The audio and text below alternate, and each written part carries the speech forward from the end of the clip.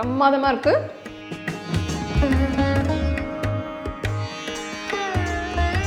எல்லாருக்கும் வணக்கம். நான் Hema Subramanian. Welcome to home cooking Tamil. டிஃபன்ஸில் பார்த்தீங்கன்னா எனக்கு பர்சனலாக ரொம்ப பிடிச்சது வந்து இட்லி, தோசை. அதில் இட்லி டெய்லி கொடுத்தாலும் நான் ஹாப்பியாக சாப்பிடுவேன். ஸோ அந்த மாதிரி நிறைய பேர் இருப்பீங்கன்னு நினைக்கிறேன். நிறைய பேர் வீட்டில் கிட்டத்தட்ட டெய்லி இட்லி இருக்கும். இன்றைக்கி நான் உங்களுக்கு காட்ட போகிறது ஒரு ஸ்பெஷல் இட்லி ரெசிபி. இது ரொம்ப பாப்புலரான காஞ்சிபுரம் கோவில் இட்லி. இது செய்கிற மெத்தட், இந்த மாவு எல்லாமே கொஞ்சம் டிஃப்ரெண்ட்டாக இருக்கும். நம்ம யூஸ்வலாக செய்கிற இட்லி மாவு மாதிரியே இருக்காது, டோட்டல் டிஃப்ரெண்ட். ஸோ வாங்க இன்றைக்கி நான் உங்களுக்கு டீட்டெயில்டாக இந்த இட்லி எப்படி செய்கிறதுன்னு காட்ட போகிறேன். ரெசிபிக்குள்ளே போகலாம். முதல்ல நம்ம அரிசியும் பருப்பும் தனித்தனியாக வாஷ் பண்ணி ஊற வைக்கணும். நான் இந்த ரெசிபிக்கு 1 கப் அளவுக்கு பச்சரிசி எடுத்திருக்கேன். சுத்தமாக கழுவிட்டு இதை 3 மணி நேரம் ஊற வைக்கணும். இது வந்து 250 ml கப். அடுத்து 1 கப் அளவுக்கு உளுத்தம்பருப்பு, அதையும் சுத்தமாக கழுவிட்டு தனியாக 3 மணி நேரம் தண்ணியில் ஊற வைக்கணும். இப்போ பார்த்தீங்கன்னா அரிசியும் பருப்பும் நல்லா ஊறிடுச்சு. இப்போ நம்ம அந்த தண்ணியை எடுத்துகிட்டு தனித்தனியாக தான் இது ரெண்டுத்தையும் நம்ம அரைக்க போகிறோம். ஃபஸ்ட்டு நான் அரிசி போட்டு அரைக்க போகிறேன். தண்ணி எதுவும் ஊற்றாமல் இது நல்லா கொரகொரப்பாக தான் அரைக்கணும். நம்ம நார்மல் இட்லி மாவு மாதிரி மைய அரைக்கக்கூடாது. ஸோ மாவு தான் இதில் கீ. ஸோ மாவு வந்து பல்ஸ் மோட்லேயே தான் அரைக்கணும்.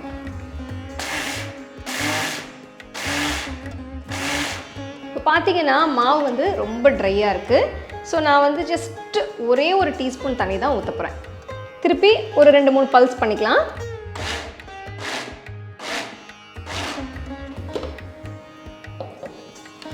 பார்த்தீங்கன்னா நல்ல கொரகொரப்பாக அரைச்சிருக்கேன். இங்கே பாருங்கள், நல்லா கோர்ஸாக இருக்குது. ரவையாக இருக்கணும்.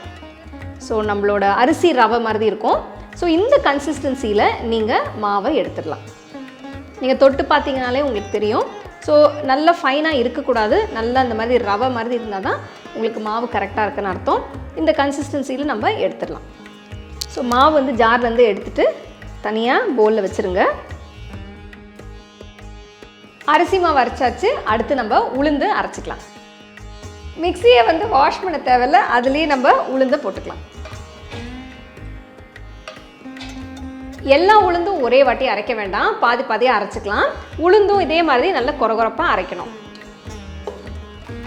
ஸோ இதுலேயே பல்ஸ் மோட்லேயே வச்சு நம்ம அரைச்சிக்கலாம்.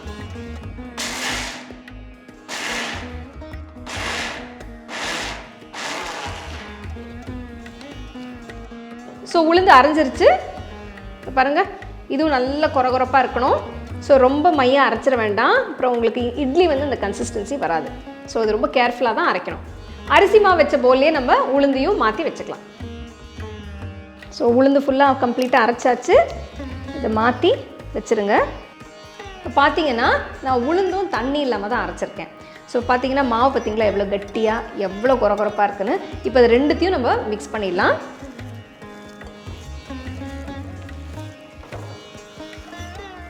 கையால் மிக்ஸ் பண்ணால் ஈஸி உங்களுக்கு, அதனால் கையாலேயே பண்ணுங்கள். இப்போது இதில் நான் வந்து தண்ணி ஊற்றி நல்ல மாவு பதத்துக்கு கரைச்சிக்க போகிறேன். நிறைய ஊற்றிட வேண்டாம், கொஞ்சம் கொஞ்சமாக ஊற்றி கரெக்டான கன்சிஸ்டன்சியில் நம்ம மிக்ஸ் பண்ணி வச்சுக்கணும்.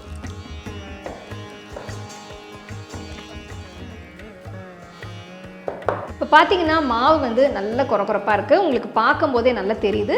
கன்சிஸ்டன்சி இப்படி தான் இருக்கணும். மொத்தமாக நான் ஒரு 1/2 கப் தண்ணி ஊற்றிருக்கேன். ஸோ நம்ம இது ஒரு 8 மணி நேரம் புளிக்க வைக்கலாம். பார்த்தீங்கன்னா மாவு நல்லா புளிச்சிருக்கு. இப்போது இதில் வந்து ஒரு கீ இன்க்ரீடியன்ட் ஆட் பண்ண போகிறேன். ஸோ இதில் நம்ம தயிர் சேர்க்க போகிறோம். இந்த ரெசிபிக்கு நான் வந்து 4 டேபிள் ஸ்பூன் தயிர் எடுத்திருக்கேன். தயிர் நல்லா அடித்து ஊற்றிக்கோங்க. இப்போ இதில் நான் வந்து உப்பும் சேர்க்க போகிறேன். 1 டீஸ்பூன் உப்பு எடுத்திருக்கேன். அரைச்ச பிறகு நான் உப்பு சேர்க்கலை. ஸோ இப்போ தான் நான் வந்து உப்பு சேர்க்குறேன். ஸோ எல்லாத்தையும் நல்லா மிக்ஸ் பண்ணிவிடுங்க.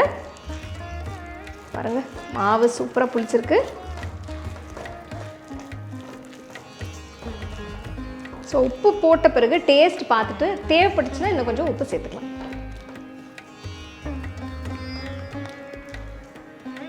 ஸோ இந்த பதம் வந்து கரெக்டாக இருக்குது. சப்போஸ் உங்களுக்கு வந்து கொஞ்சம் கட்டியாக இருக்கிற மாதிரி ஃபீல் பண்ணிங்கன்னா கொஞ்சமாக ஒரு 2 டீஸ்பூன் தண்ணி ஊற்றி மிக்ஸ் பண்ணிக்கலாம். புளிச்ச மாவை தயிர் ஊற்றி கரைச்சி வச்சாச்சு. இதில் நான் தண்ணி எதுவும் சேர்க்கலை, கரெக்டாக இருந்தது. இப்போ நம்ம இதை எடுத்து வச்சுட்டு சில பொருட்களெல்லாம் தாளித்து இந்த மாவில் நம்ம கொட்டணும். ஃபஸ்ட்டு நம்ம முந்திரியை வறுத்துக்கலாம். தாளிக்கிற கரண்டியில் ஒரு 2 டேபிள் ஸ்பூன் நெய் ஊற்றிக்கோங்க. ஸோ முந்திரி கொஞ்சம் தாராளமாக தான் நான் எடுத்திருக்கேன். உங்களுக்கு அவ்வளோ முந்திரி பருப்பு வேண்டாம்னா நீங்கள் கம்மி பண்ணிக்கலாம். இதில் 1/4 கப் அளவுக்கு முந்திரியை நறுக்கி எடுத்திருக்கேன். பெரிய பெரிய பீசஸாக தான் நறுக்கியிருக்கேன், ரொம்ப சின்னதாக இல்லை. ஸோ முந்திரியை நல்லா பொன்னிறமாக வறுத்து நம்ம இதை மாவில் சேர்க்கப்போம்.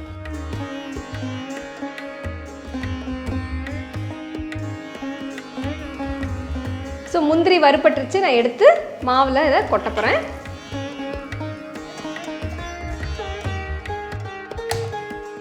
ஸோ அடுத்து நான் இதில் ஜஸ்ட்டு ஒரு 3 டீஸ்பூன் எண்ணெய் ஊற்றுறேன்.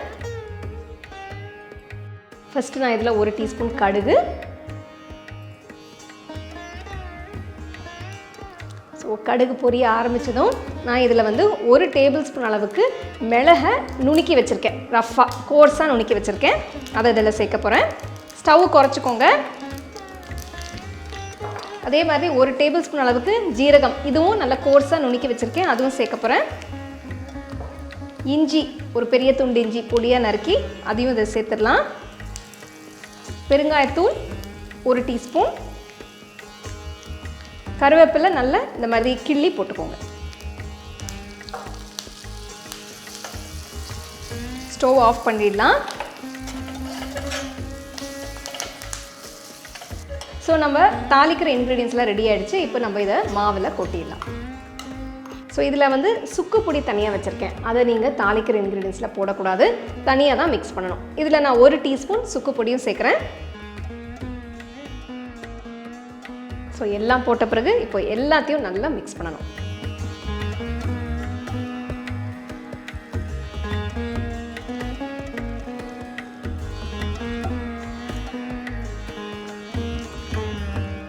ஸோ நல்லா மிக்ஸ் பண்ணிவிடுங்க, கொஞ்சம் நல்லா ஃப்ளஃபியாக வர வரைக்கும்.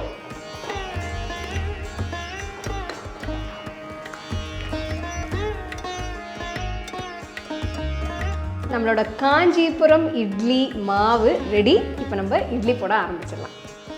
ஸோ இட்லி ஊற்றுறதுக்கு நான் வந்து இந்த மாதிரி சின்ன கப்ஸ் வாங்கியிருக்கேன். ஸோ இட்லி பாத்திரத்தில் 7 இருக்குது, அதனால் 7 வாங்கியிருக்கேன். இதில் ஆல்ரெடி எண்ணெய் தடவி வச்சாச்சு. இதில் நான் பாதி அளவுக்கு தான் ஊற்ற போகிறேன். இப்போ பார்த்தீங்கன்னா இதில் நான் பாதி அளவுக்கு தான் ஊற்றிருக்கேன். இங்கே பாருங்கள், உங்களுக்கு தெரியுதான்னு தெரியல, நான் சாய்க்க முடியல. ஸோ இது வந்து பாதி அளவுக்கு தான் ஊற்றிருக்கேன். நான் உப்புனா கொஞ்சம் மேலே வரும். இது மாதிரி பாதி பாதி கப் அளவுக்கு ஊற்றி வச்சுக்கலாம். ஆக்சுவலி இந்த காஞ்சிபுரம் இட்லி ரெசிபி சில பேர் கேட்டிருந்தீங்க. ஸோ உங்களுக்காக நான் அதை செய்கிறேன். கண்டிப்பாக நீங்கள் வீட்டில் ட்ரை பண்ணி எப்படி வந்திருக்குன்னு எனக்கு சொல்லணும்.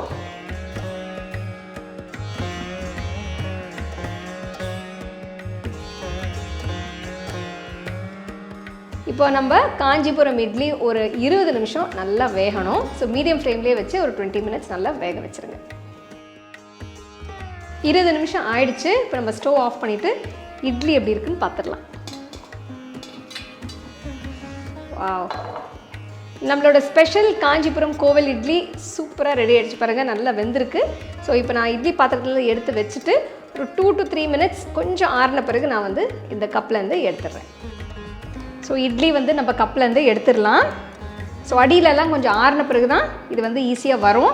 ஸோ இந்த மாதிரி ஒரு கத்தி வச்சு சைட்ஸ் எல்லாம் இந்த மாதிரி ரிலீஸ் பண்ணி விட்டிங்கன்னா உங்களுக்கு ஈஸியாக வந்துடும். பொறுமையாக செய்யுங்க, அவசரப்படாதீங்க, இல்லைனா உடஞ்சிரும் இட்லி. ஸோ நான் ரிலீஸ் பண்ணிட்டேன்.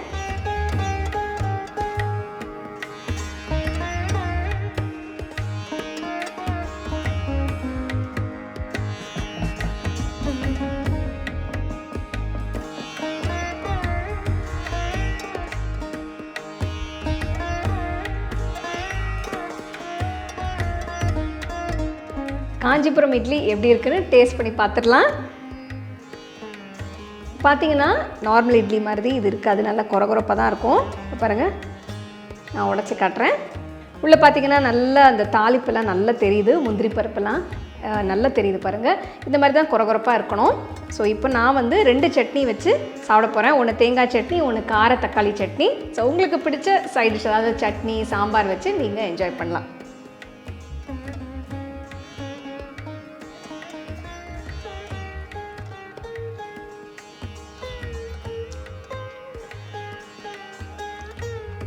பிரமாதமாக இருக்குது. அதில் அந்த மிளகு, இஞ்சி, முந்திரி எல்லா ஃப்ளேவர்ஸுமே வருது. ரொம்பவே நல்லாயிருக்கு.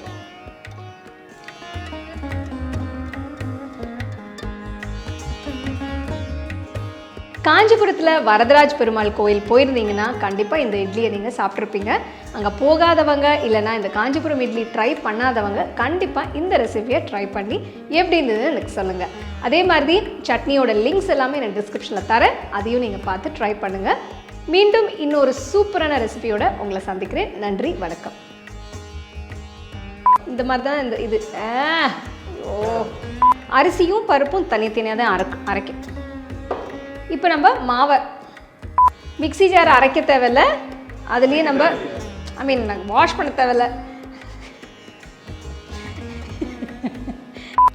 ஸோ இட்லி குண்டாவில் வச்ச இட்லி பாத்திரத்தில் வச்சேன்.